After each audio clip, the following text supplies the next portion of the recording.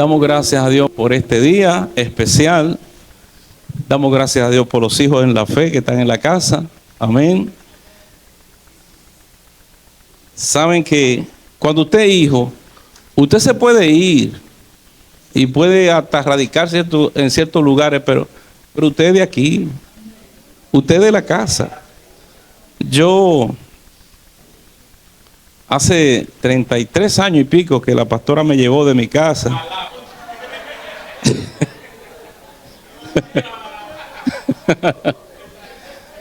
Y yo voy a la casa de mi padre. Yo voy a la casa de mi padre y yo me quito los zapatos y destapo caldero y hago de todo. Me acuesto en el sofá y esa es mi casa. Es jugando, pastor. Fui yo que me la digo. Fui yo. Amén. Así que, Ángel, nos regocijamos en gran manera de tenerte en medio nuestro. Esta es tu casa. Amén.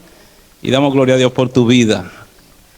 Así también toda la familia Ceballos, Rivera Ceballos. Amén.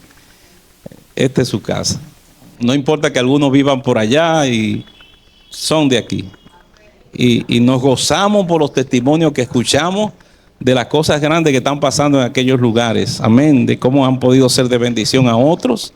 Y gloria a Dios por todo eso. Yo doy gracias a Dios por los frutos de esta casa. En esta semana, no voy a mencionar nombres, voy a aprender esto de mi pastor Magdiel.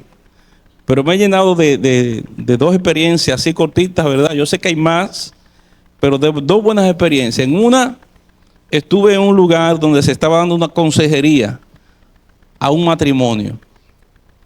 Y de verdad que tanto la pastora como yo nos quedamos callados y dejamos que fluyera aquello. Y de verdad que damos gloria a Dios por esa sabiduría que Dios les dio a esa pareja de esta casa. Ellos saben quiénes son. Ahí estuvimos hasta avanzadas horas de la madrugada. Amén. Y ahí estuvieron empapándose de las cosas que suceden en los matrimonios y de cuán necesaria es la palabra, su tiempo, el consejo. Y damos gloria, yo doy gloria a Dios por esa pareja. Y ayer me sorprendieron también, porque hay una pareja que nos visitó y qué tremenda, a nosotros y a otra pareja que también estaba allá, porque fue por un tiempo de oración que pudieron tener en mi casa. Y oraron por nosotros, oraron por varios motivos. Y cosas como esas son dignas de imitar. Yo sé que hay más cosas que el pueblo está haciendo.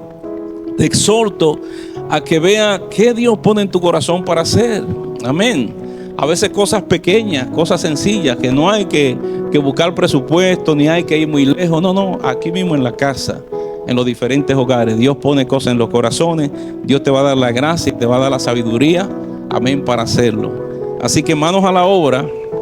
No te intimides, no tengas temor de iniciar eso que Dios ha puesto en tu corazón. Puede ser una consejería, puede ser ir a orar a un hogar, puede ser cualquier cosa de la que Dios pone en el corazón de la gente. ¿Sabe cuál es el don más necesario? El que se necesita. O sea que lo que Dios te manda a hacer en un momento dado es lo que se necesita. Lo que Dios manda a hacer al otro hermano es lo que también se necesita. Así que todos somos necesarios y somos parte de un cuerpo. Amén. En esta noche ya dimos conclusión al libro de Esdras y hoy empezamos un nuevo libro. Amén, que es el libro de Nehemías. El libro de Nehemías es un libro maravilloso. No es tan largo, no es tan extenso, pero es un libro maravilloso. Ahí se ve la imagen y eso es una imagen donde hay que construcción. Hay una construcción ahí. Hay que edificar, hay que reedificar. Y ahí se encuentra un hombre llamado Nehemías. Hay que ponerse en el lugar de Nehemías y ver, investigar. Y yo les insisto, amado, les insisto, lea el libro de Nehemías. Que no le baste solamente con usted venir aquí.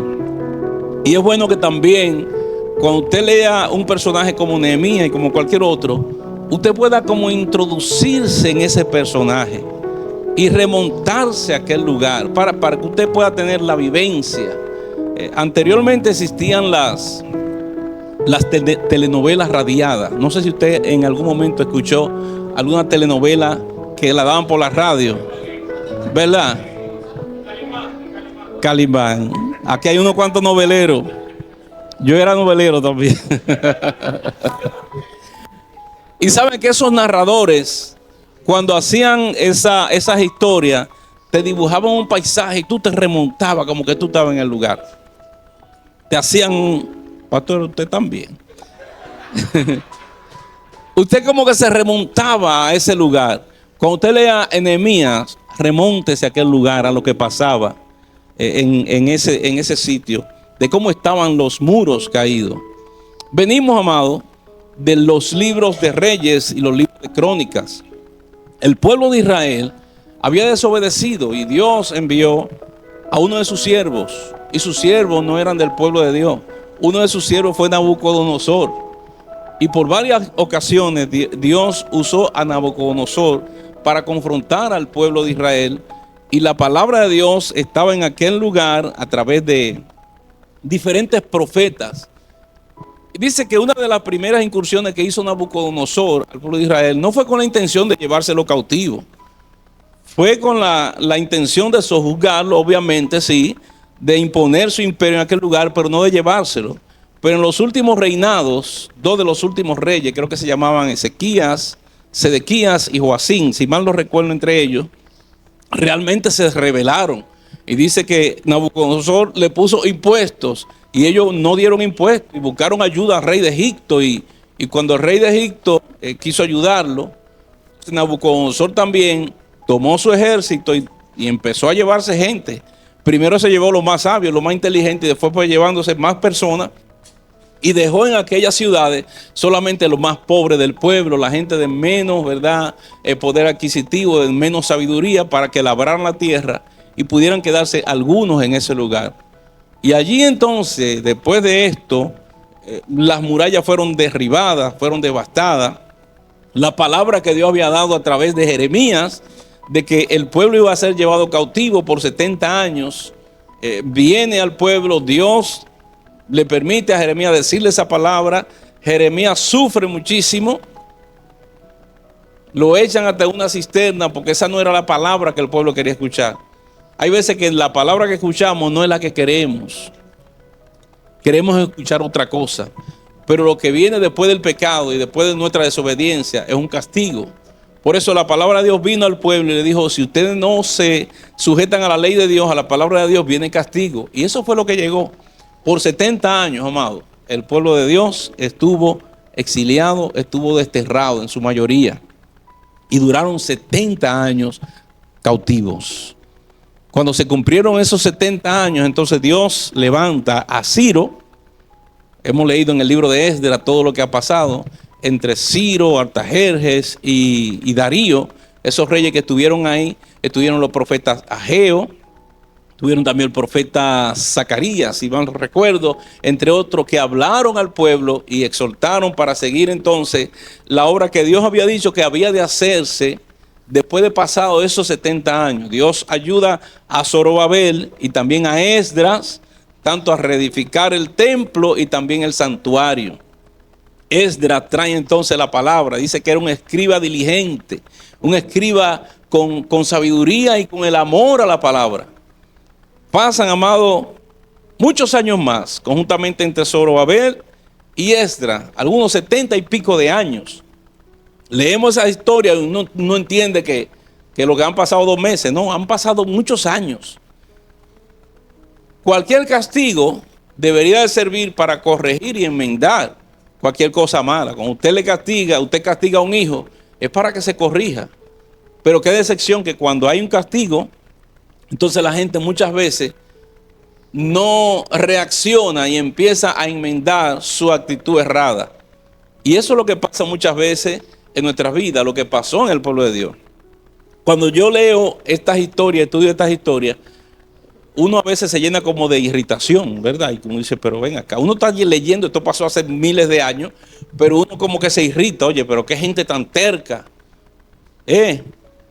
Pasan los 70 años y entendemos que después de 70 años, oiga, 70 años, amado, 70 son 70. Se entiende que si van a volver a la tierra, deben de ir con un corazón arrepentido. Arrepentido, ¿qué va? Empezaron a mezclarse con otras naciones. Ahí viene Esdras con la palabra y empieza a ordenar las cosas. Pasa el tiempo de Esdras, amado. Entre Esdras y Nehemías pasan unos 15 años. ¿Y ustedes creen, después que estudiamos aquí el miércoles pasado, la parte de Esdras, en el cual Esdras oró por el pueblo, confesaron los pecados, se apartaron de las mujeres que no eran del pueblo de Dios? El pueblo entonces empieza a orar y a buscar a Dios.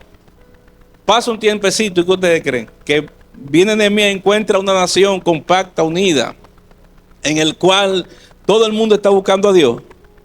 Lamentablemente no fue así.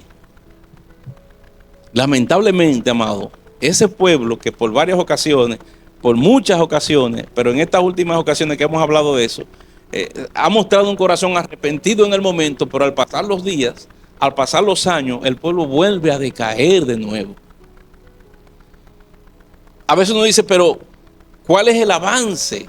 ¿Qué es lo que realmente vamos a ver luego de Nehemías? Se ve un avance. Es como si no se viese un avance, ¿verdad? En lo que es la trayectoria del pueblo de Dios. Y aquí entonces empieza Nehemías. Nehemías, Dios le permite tener un amor hacia el pueblo de Dios. Miren, usted puede ser de la República Dominicana y a usted se muda a otro lugar, y si usted escucha cualquier cosa que pase, a usted le duele su país. Pero mira, aquí por ejemplo hay venezolanos, por ejemplo, en la República Dominicana. Ha habido elecciones, todos sabemos lo que ha acontecido en Venezuela. ¿Cuántos venezolanos bajo, verdad, sufriendo, aunque estén en este país o en cualquier parte del mundo, sufren por todo lo que está aconteciendo en su patria? Ahora, amado, cuando pasan 70 años, hay personas que nacen, que son hijos, pero no nacieron allá. Y eso es lo que pasa con Nehemías. Nehemías no fue llevado cautivo, él nació en la cautividad. Él no conocía Jerusalén, él no conocía aquella patria. Sus padres, sus abuelos sí eran de aquel lugar. Pero este muchacho va creciendo y va adoptando, ¿verdad?, esa cultura de esas tierras lejanas, de esa tierra de sus padres. Y cuando él escucha todas las cosas que pasan en aquel lugar, crece en él un amor, una preocupación, un afecto, un verdadero afecto por lo de su nación. Y realmente eso compunge su corazón y siente en él ese ardiente deseo de hacer algo para el pueblo de Israel, para el pueblo de Dios, para Dios mismo. Dice que era un hombre dado a la oración, amado. Un hombre que se acercaba a Dios cada día. Hemos visto personas como Esdras y personas como Nehemías, entre otros, que eran cercanos al rey. Esdras, por ejemplo, dice que era un escriba diligente y era una persona cercana a los reyes que tuvieron en aquel tiempo, tanto a Artajerjes como también a Darío. Las veces que él solicitó algo, las veces que pudieron tener un acercamiento al rey, el rey le dio el permiso, le dio el go de que podían hacerlo y les apoyó y estuvieron ahí conjuntamente con él. Nehemías era una persona que tenía una gracia similar. Hay algo importante, hay responsabilidades que nos tocan a nosotros, que nos corresponden. Hay personas que son a veces, qué sé yo, pastores, ministros. Hay una responsabilidad que está delegada en esa persona y le corresponden ciertas cosas, ¿sí? Hay atribuciones que le corresponden. Pero si esa persona no es pastor o no es un ministro ordenado, no es esto o lo otro, quizá puede decir, bueno, yo lamento lo que está pasando en la iglesia, yo lamento lo que está pasando en cualquier lugar, y simplemente puede salir una frase que diga, vamos a orar por eso, que Dios los ayude, que Dios les guarde. Déjeme decirle que Nehemías no era de la descendencia sacerdotal, ni era tampoco sacerdote, no era levita, no era de esa gente, ¿verdad?, que eran ordenados para dirigir el altar. Nehemías lo que era un hombre laico, era un laico. ¿Qué es un laico? Es una persona que conoce las ordenanzas, conoce las cosas sagradas y tiene a la vez como ese amor, esa devoción a lo que son esas cosas sagradas que ya él conoce. Y no es solamente una persona que ve las cosas, ora por eso, tiene un concepto, si puede ayudar, ayuda, y si no, no ayuda, sino que él tiene una persona que tiene un concepto de que eso es mío también. Yo soy parte del pueblo de Dios. Me duelen las cosas que pueden suceder. Nehemías era un laico, una persona con un amor intenso a la obra de Dios, un amor intenso al templo, a Jerusalén y a todo lo que tenía que ver con Dios. Ahí vemos entonces a Nehemías, a diferencia de otros que eran quizás sacerdotes y que estaban en las cosas sagradas y que quizás no les importaba. Hay veces que podemos ver eso dentro del pueblo de Dios, amado. Gente como que no les importa. Hay una silla rota y no le importa que la silla esté rota. Hay 20 bombillos fundidos y no le importa que los bombillos estén fundidos. Vamos a orar para que se pongan los bombillos. Vamos a orar para que pase esto, lo otro. Y a veces ni orar. Pueden entrar y salir y no le duele nada. Nehemías no era de esos. Nehemías no era de esa persona que no le importaba nada. Era todo lo contrario. En esta noche yo quiero hacer un resumen acerca de Nehemías para que usted tenga una idea de lo que vamos a estar hablando la próxima semana. No era un sacerdote ni un levita, era un laico. Y trabajó con el rey Artajerjes I, rey de Persia. Su oficio allá en Susa, capital del reino, era copero del rey y además era un hombre de confianza del rey. El copero del rey era un hombre de mucha confianza. No se crea que ahora es que solamente uno ve que hay muchas personas alrededor de los presidentes, de los mandatarios. No. En aquel tiempo también había gente que querían arrancarle la cabeza. Y por eso el copero era una persona que estaba ahí, no solamente para saber si el vino era bueno, si era de buena calidad. No, es que él tenía que probar el vino que el rey iba a beber. Porque si alguien le había echado un veneno, el copero se iba adelante. Si el copero empezaba a patalear y ahí a botar espuma por la boca, ya se sabe que querían envenenar al rey. Quizás muchos murieron.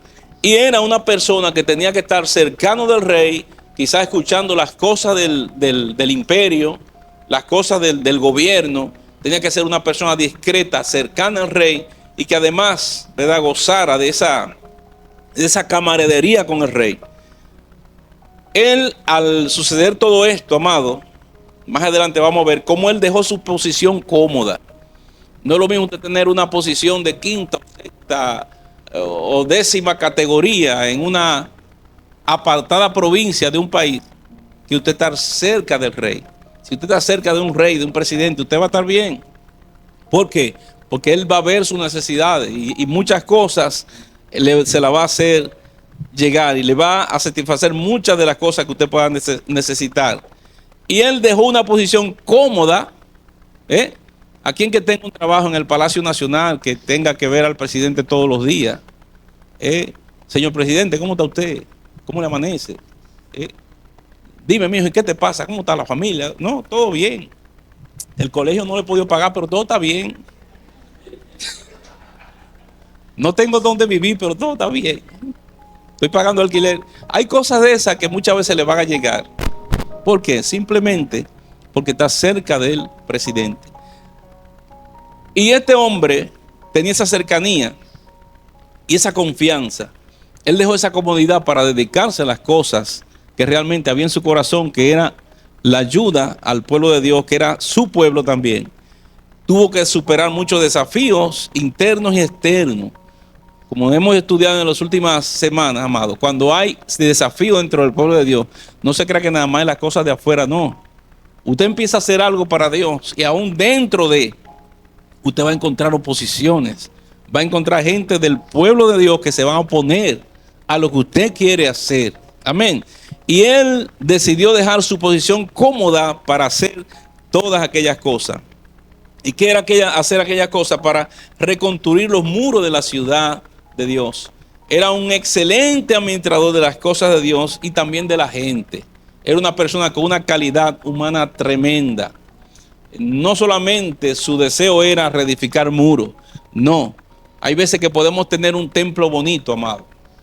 Podemos tener un buen sistema de sonido.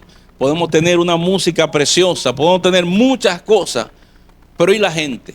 ¿Quién se preocupa por la gente? ¿Quién se preocupa por las necesidades que pueda tener la gente? El otro día conocía un lugar donde hay una congregación muy bonita con muchas cosas, pero en la gente se ve como ese desánimo, ¿verdad? Como esa cosa, como que lo tengo todo, pero me falta todo. Tengo las cosas que quizás muchos pudieran querer, pero me falta como algo. Eso aún pasa en las familias muchas veces. Hay gente que tiene riqueza, tiene comodidades, tiene 5 carros en la marquesina, puede viajar a donde quiera, pero hay un vacío en su corazón. Cuán importante es también preocuparse por la gente. Y eso pasaba en aquel tiempo. Nehemías era un hombre que se ocupaba de la gente y también era un hombre de oración.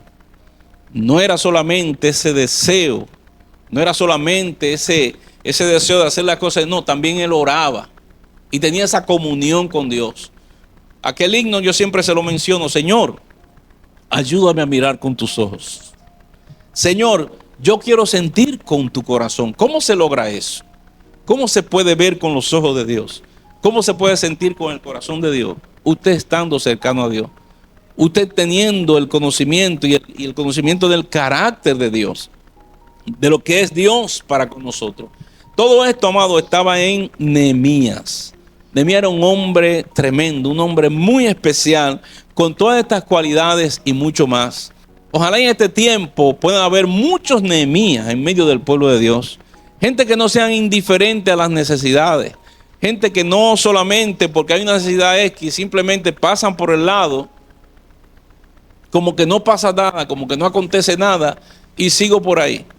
Dentro del pueblo de Dios hay muchas necesidades. En la iglesia donde tú te congregas hay necesidades. No miremos para el otro lado cuando Dios te pone en la posibilidad y en las condiciones de ayudar. No miremos para el otro lado cuando hay asuntos materiales o espirituales y tú de repente miras para el otro lado. Se necesitan gente como Nehemías en este tiempo, con el deseo de aportar y el deseo de seguir lo que Dios puso en su corazón. Me llama la atención y vuelvo a repetirlo: él no había nacido allí. Él simplemente era descendiente de aquel pueblo. Él había estudiado, quizás él había escuchado de sus padres y todo eso estaba arraigado en su corazón. El deseo no solamente de orar por esa gente, no, de ir allá. Y vamos a ver en el desarrollo de este estudio cómo no es un Nehemías que va a aquel lugar a decir cómo deberían de ser las cosas. Ah, mira, podemos hacer las cosas así, así. Vayan haciéndolo. Nos vemos dentro de 3 años. No. Nehemías fue un hombre que pudo fajarse mano a mano, poniendo manos a la obra, cogiendo también, qué sé yo, ladrillos, estando con la gente con una espada en la mano y con la otra una herramienta para hacer cualquier trabajo. De dormir con la misma ropa que tenía, ¿verdad? Bañarse y después ponerse la ropa para seguir trabajando sin dormir casi mente y hacer las cosas que tenía que hacer. Nehemías no fue un líder que solamente mandó por allá, no, él fue y se involucró con la gente. Así que, amado, vamos a ver algunas cosas, algunos tópicos rápidamente de este personaje. Primeramente, ¿por qué debemos nosotros estudiar Nehemías? Nehemías no solamente estuvo preocupado por la reedificación de los muros físicos de Jerusalén, sino también él se preocupó por la parte espiritual del pueblo. Como decía hace un momento, no es solamente lo físico que se vea bonito, no, también él se preocupó por la gente del pueblo. El libro de Nehemías, ¿quién lo habrá escrito? No se ría porque a veces el que dice, no es ese que lo ha escrito. ¿Sí?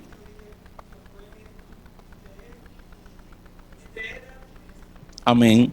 De hecho, cuando usted lee el libro de Nehemías, no dice que fue escrito por él. Ahora, cuando usted lo lee, se lee como si fuese una autobiografía. Porque él dice, estaba yo en la capital del reino y estaba triste y estaba esto. Usted va leyendo cada cosa y se ve como una autobiografía. Como dice Leo, aparentemente fue como si él lo hubiese escrito o lo hubiese dictado y Esdras estuviese ahí como copiando, ¿verdad? Como haciendo las veces de escritor del libro de Nehemías. Pero no hay a ciencia cierta, no dice, esto fue escrito pero por lo que usted lee, se ve que fue una autobiografía. Hay algunas características de este libro. Se dice que el libro de Nehemías es la continuación del libro de Esdras, una continuación. Cuando nosotros empezamos a leer Esdras, usted ve que va Zorobabel a reedificar el templo, el santuario y todas las cosas que vemos a partir del capítulo 7. Entonces va Esdras, ¿verdad? A la parte de lo que es la enseñanza de la escritura, del Pentateuco, más el libro de Josué que existía en aquel tiempo, como estudiamos. Y esas son las partes de Esdras, pero todavía la ciudad seguía sin murallas y eran vulnerables a cualquier cosa. Habían naciones que se entraban ahí y hacían de todo. Entonces, el trabajo de Nehemías es entonces la reedificación de las murallas de Jerusalén. Anteriormente, tanto Esdras como Nehemías se tenía como un solo libro. Era un solo libro. Y en el año tercero después de Cristo, se unificó, o se dividió más bien, en dos libros, tanto de Esdras como de Nehemías. En aquel tiempo, como hemos dicho, los muros estaban derribados al regresar los israelitas, y bajo la dirección de Nehemías los muros fueron reedificados. Como hubo oposición cuando se reedificó el templo y el altar, cuando se reedifican los muros también hubo oposición. Vuelvo y repito, en todo lo que tú emprendas, sobre todo en el Señor, va a haber oposición. Tú dices, yo quiero hacer una campaña evangelística, y tú crees que todo va a salir a pedir de labio. No, hay oposiciones. Hay una bocina que se va a quemar. Hay alguien que quedó en venir y hacer tal cosa, y resulta que después te dice, perdóname, pero yo no puedo ir. Hay un presupuesto que te dijeron que eran 70,000 y resulta que después el sonido dice, no, eso está muy poco, son 100,000. Hay muchas cosas, amado, que resultan en el camino que pueden venir a nuestra vida una decepción, como hablábamos en días pasados. Cosas que desmotivan. Y así Nehemías, cuando viene, también encuentra muchas oposiciones. Vamos a ver un hombre como Gesén el árabe, que ese hombre no quería nada con Nehemías, ni que se reedificara nada. También vamos a ver un hombre como, Dios mío, ¿cómo se llama el otro? Sanbalat, Tobías, gente que se opusieron. No le pongan nunca el nombre de Sanbalat a sus hijos. No le ponga ese nombre. Sanbalat, eso suena mal. Los enemigos intentaron apartarlo de la obra, de la reconstrucción de los muros. Algo que vamos a ver en Nehemías, algo muy importante, es el enfoque que tenía Nehemías. De repente está reedificando los muros. Y los enemigos empiezan a decirle, mira, ven que queremos hablar contigo. Mira, hay cosas que tenemos que conversar. Y dice Nehemías, mira, yo estoy muy ocupado en una gran obra. Yo estoy muy ocupado haciendo una cosa. Estoy muy ocupado haciendo la obra de Dios. Así que no me venga a distraer de lo que yo estoy haciendo. Es como decía el apóstol Pablo, de aquí en adelante que nadie me cause molestia, porque yo llevo en mi cuerpo la marca de Cristo. Amén. Entonces, me gusta esa parte de Nehemías, que no empezó a discutir. ¿Se acuerda que en la otra historia de Esdras, ellos empezaron a hablar con los que se oponían y que sí, que hubo una ley, un edicto? No. Nehemías no le presta atención a ellos. Yo estoy muy ocupado en la obra. Estoy muy ocupado para entonces ponerme a atenderlos a ustedes. Así que yo no puedo ir. Hagan lo que ustedes quieran. Yo tengo la confianza y el rey me mandó a esto y tengo la autorización. Así que no tengo tiempo para ustedes. Él nos sirve de ejemplo, amado, de la importancia de permanecer fieles al Señor, aún en medio de la oposición. No te distraigas de lo que Dios te llamó. No te distraigas de las oposiciones, de los ruidos que surgen a la derecha o a la izquierda. No te distraigas. Enfócate en lo que Dios te dijo que tú tenías que hacer. las oposiciones van a venir. Perdón. No te desenfoques. Yo no sé qué es lo que voy a repetir porque yo he dicho muchas cosas. No te distraigas de las cosas que Dios te ha puesto para hacer. Si Dios te mandó a hacer algo, enfócate en eso. Es tan fácil desenfocarse, amado. Es tan fácil usted mirar para el otro lado. Es tan fácil usted escuchar una campanita que le suena por aquí, un sonido que le suena por allá, y usted se desenfoca de las cosas que realmente usted tiene que estar enfocado. Hay un breve bosquejo que vamos a leer de lo que es el libro de Nehemías, acerca de sus capítulos, y del capítulo 1 al 6 podemos ver que es un judío que fungía como copero del rey de Persia. Es un hombre que ayuna y que ora y que se entera de la situación de los judíos en Jerusalén y emprende un viaje con la autorización de Artajerjes para reedificar los muros. Eso lo vamos a ver del capítulo 1 al capítulo 6. Ahora, en el capítulo 7, él empieza a poner reglas para proteger a la ciudad. Hay una reconstrucción de los muros. Acuérdense lo que eran los muros. El Salmo 26 mencionábamos que Dios ha puesto salvación por muros y antemuros. Los muros eran algo muy importante en cualquier ciudad de aquel tiempo. Aún en este tiempo las naciones cuidan sus fronteras.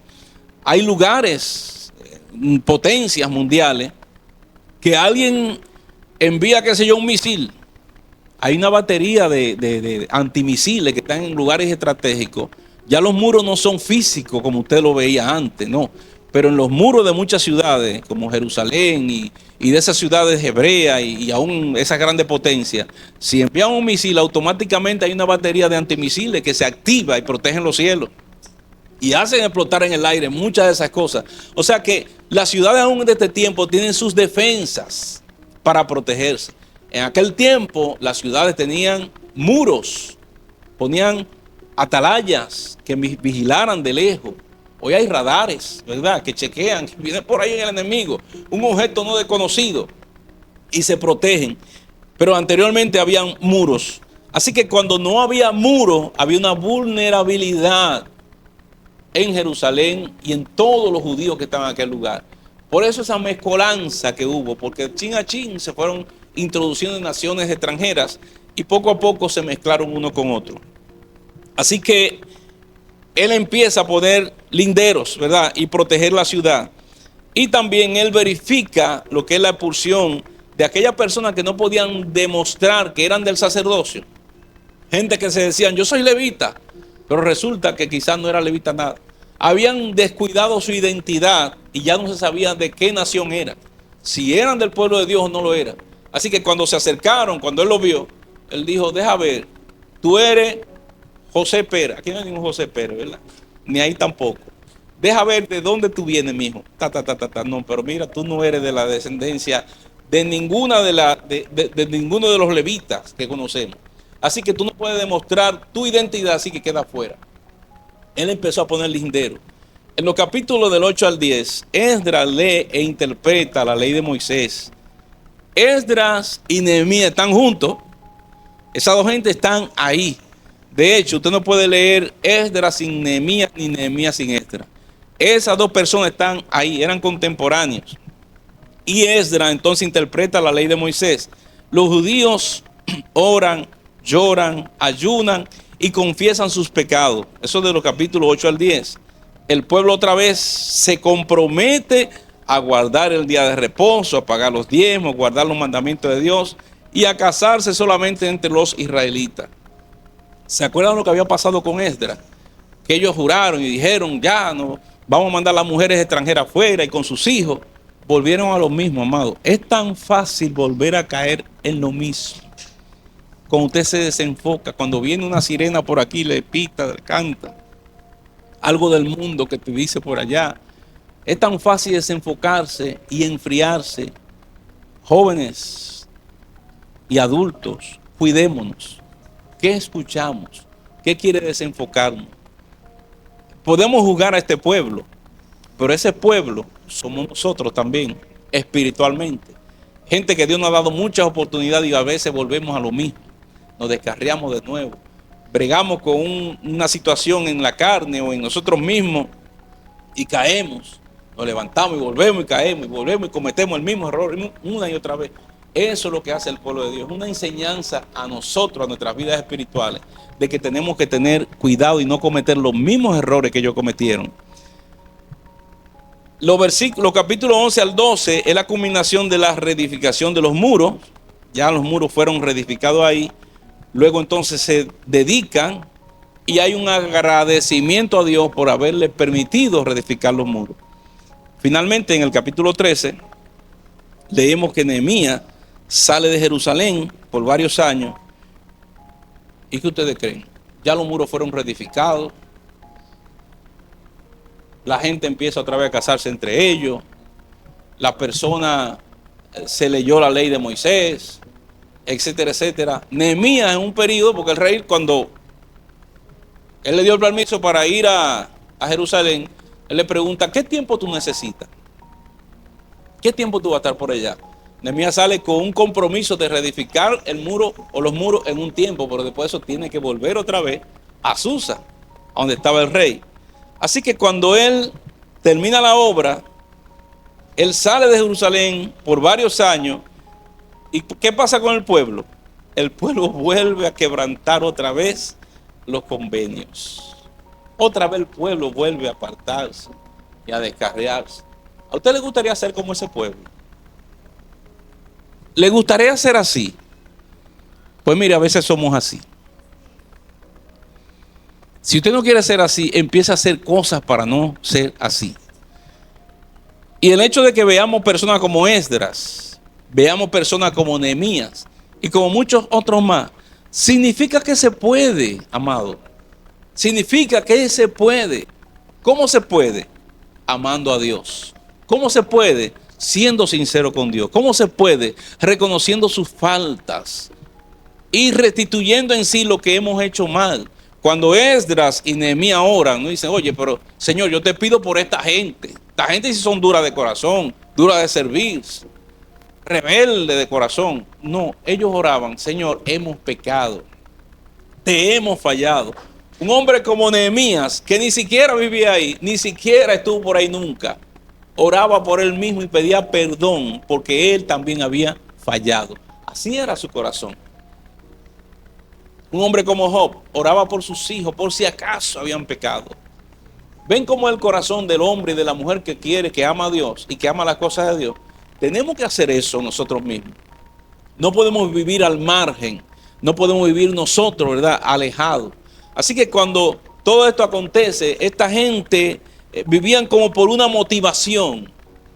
Y yo asemejo la motivación como a veces la pastora dice, como cuando usted sopla una vejiga o un tubo y empieza ahí, motivación.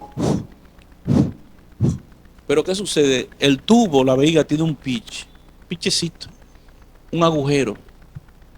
Y mientras usted está motivando y echando aire, eso está así. Pero cuando el que está echando aire se le despega la manguera, eso otra vez empieza a ser así. Y llega un momento donde, mire, ya no existe nada, ya eso está aplastado, eso redondo y bonito que usted veía, no, nada de eso era. Así es cuando vivimos por emociones, vivimos por una motivación, necesitamos a alguien que esté detrás de nosotros, y corre, levántate, anda y haz esto. Desde que se va esa persona, usted se cae.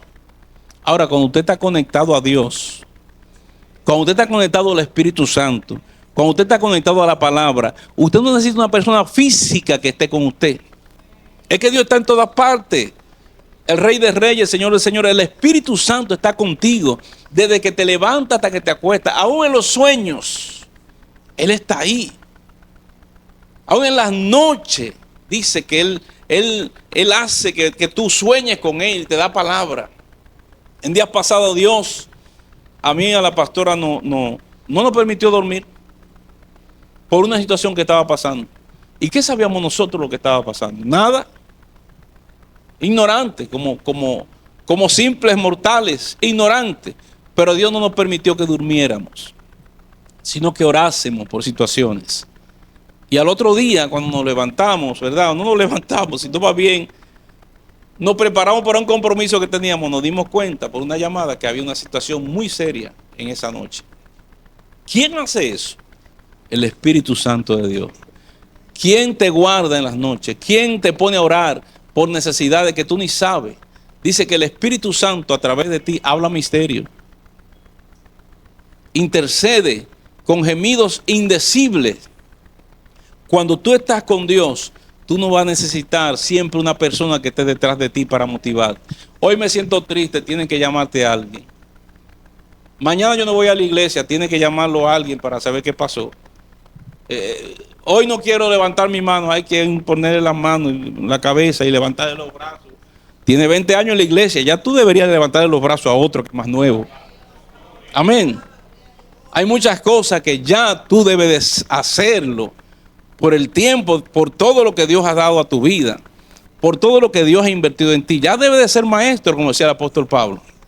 Llega el tiempo donde ya el que llega es el que necesita esas primeras cosas, ¿verdad? Esa leche espiritual, pero ya tú debes de tener la madurez de Cristo.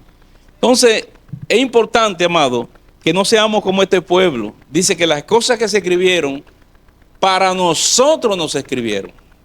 Se escribieron para que no cometamos los mismos errores, para que nosotros podamos pasar hacia adelante y vencer, ¿verdad? Y correr con paciencia la carrera. Así que este pueblo empieza a quebrantar la ley de nuevo y Nehemías entonces regresa para ayudar al pueblo a guardar los convenios. Purifica el templo, restituye los días de reposo y el matrimonio entre los israelitas. De esto se trata el libro de Nehemías en un sentido general.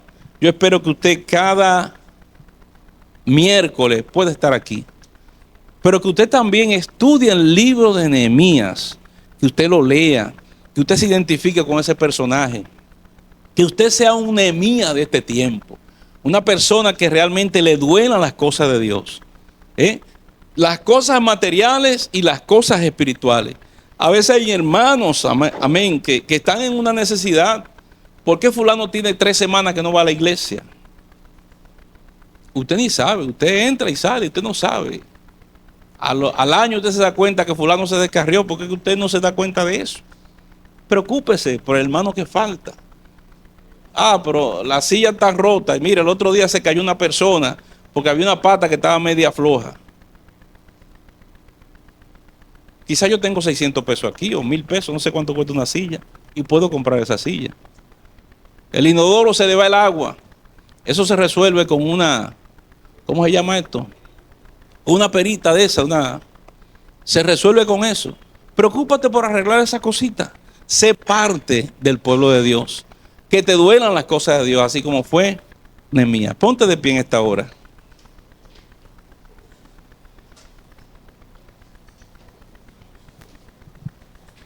Aleluya.